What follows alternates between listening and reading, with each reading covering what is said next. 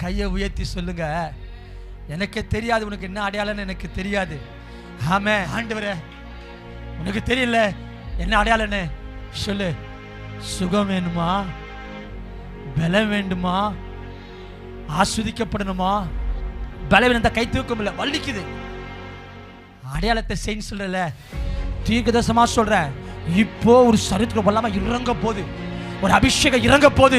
என் கத்த சொன்னா சொன்னது தான், என் வார்த்தையில ஒருபோதும் மாற மாட்டார். இப்ப கர்த்தருடைய கையை உயர்த்தி சொல்லுங்க, ஆண்டவரே எனக்கு ஒரு அடையாளத்தை செய்ய, எனக்கு ஒரு அடையாளத்தை செய்ய, என் வாழ்க்கையில செய்ய.